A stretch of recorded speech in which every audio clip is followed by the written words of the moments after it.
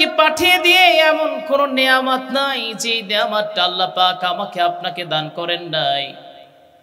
সব নিয়ামত দিয়ে আল্লাহ পাক আমাকে আপনাকে পরিপূর্ণ করে দিয়েছেন।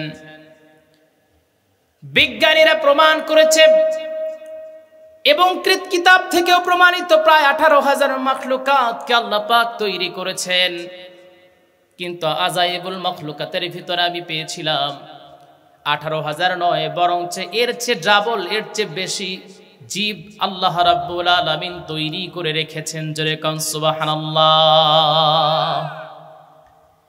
আপনি জেনে তাজ্জব হয়ে যাবেন, যেগুলো আমরা চোখ দিয়ে দেখতে পারি না সেগুলো আল্লাহ রাব্বুল আলামিন নিজে তৈরি করছেন, অন্য কেউ বানান নাই। আপনি মাইক্রোস্কোপ দিয়ে যখন দেখবেন, রাতের বেলায় ভাত রেখে দিবেন, সেইটা সকাল বেলা যখন আপনি মাইক্রোস্কোপের নিচে যখনই দিবেন তখন আপনি দেখতে পাবেন তার ভিতরে ব্যাকটেরিয়া রয়ে গেছে।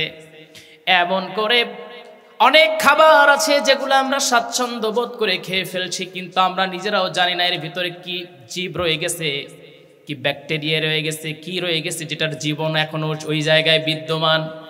আমার ভাইয়েরা, আমার বন্ধুগণ, এই যে প্রাণ, এত প্রাণের ভিতরে আল্লাহ রাব্বুল আলামিন আমাদেরকে শ্রেষ্ঠত্বের মর্যাদা দিয়েছেন। জোরে কান সুবহানাল্লাহ।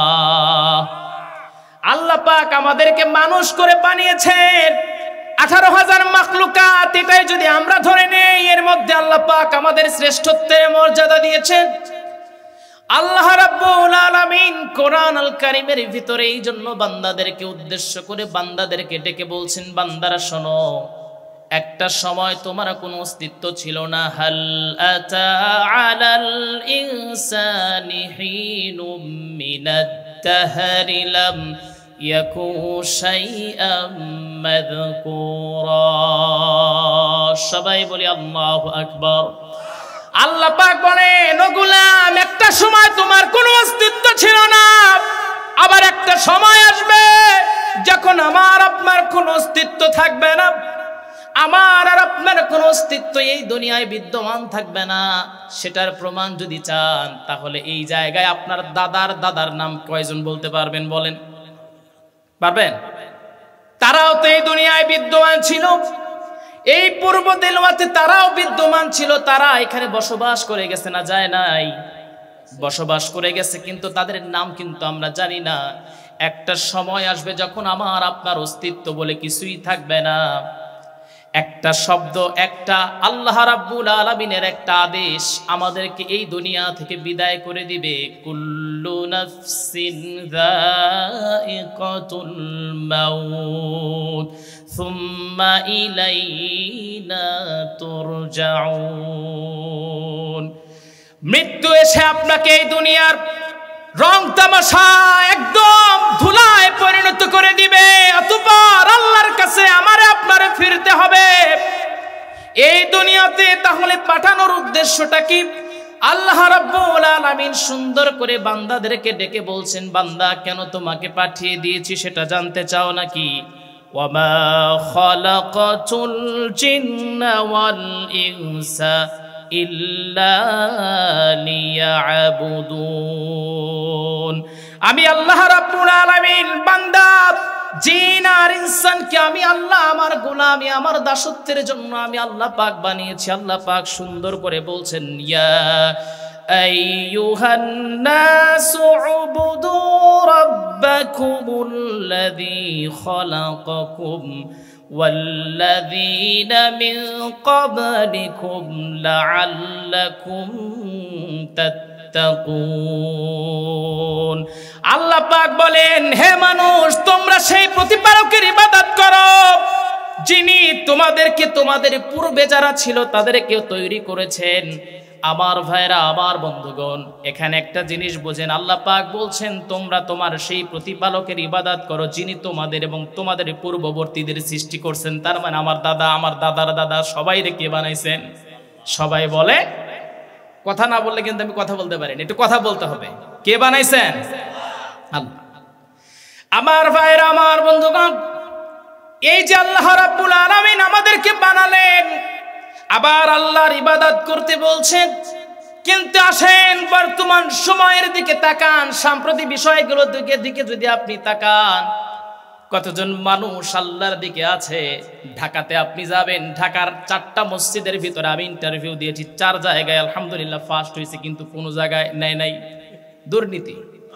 সর্বোপরি যে মসজিদে টিকলাম, ওই মসজিদের ভিতরে যিনি সেকেন্ড হয়েছেন উনি মন্ত্রীর সঙ্গে খুব ভালো, মন্ত্রীর নামটা আমার মনে নাই। ওই যে মন্ত্রীরে ধরে কমিটির ফোন দেওয়া, সেখানেও মানে ওই জায়গায় খতিবি দায়িত্ব নিছে। আমার ভাইরা, আমার বন্ধুগণ, ঢাকার মসজিদগুলো আপনি তাকাবেন, বিয়ে না করলে হুজুর নিবে না।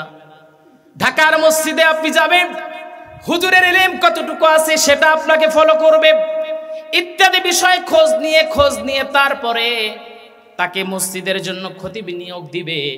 কিন্তু দুঃখ আর পরিতাপের বিষয়টা হলো, আজকে বাংলাদেশের ক্ষমতার চেয়ারে যারা বসে আছে, একটা বারের জন্য চিন্তা করলাম না সেই মানুষ 5 ওয়াক্ত নামাজ পড়ে কিনা।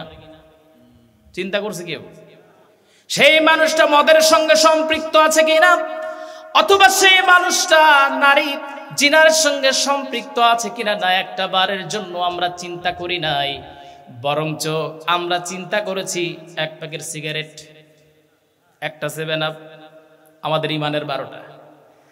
আমার ভাইরা, আমার বন্ধুগণ, অথচ আল্লাহ পাক বলেন ভিন্ন কথা।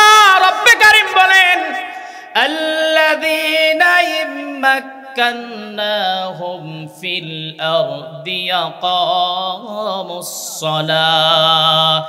আল্লাহ পাক বলেন, যখন ক্ষমতার মসনদে কেউ বসবে, তাকে সর্বপ্রথম ক্ষমতার মসনদে বসার পর সংসদে বলেন, দারুন নদওয়া বলেন, যেখানে বলেন না কেন, সর্বপ্রথম যেই বিল উত্থাপন করবে সেটা হলো as-সালাত, নামাজের বিল উত্থাপন করবে। জোরে কোন সুবহানাল্লাহ।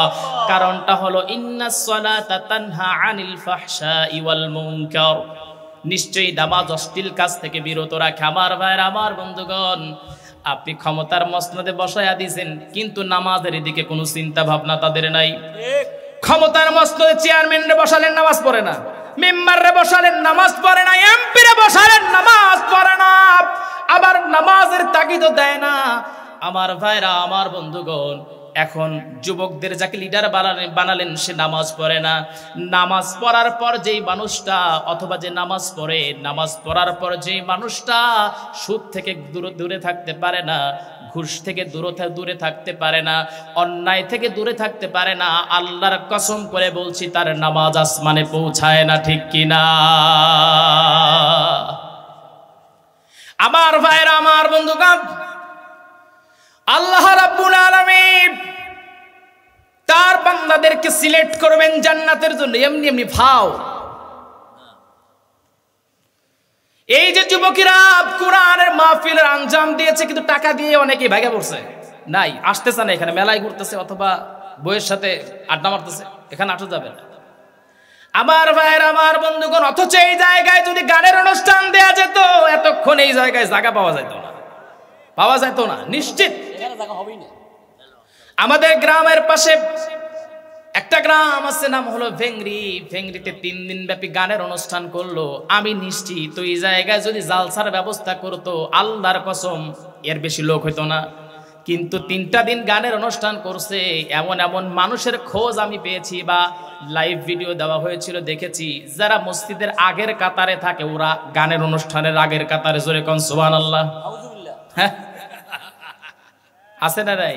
আছে। আমার ভাইরা, আমার বন্ধুগণ, আবার মুসলিম কান্ট্রির দিকে তাকান।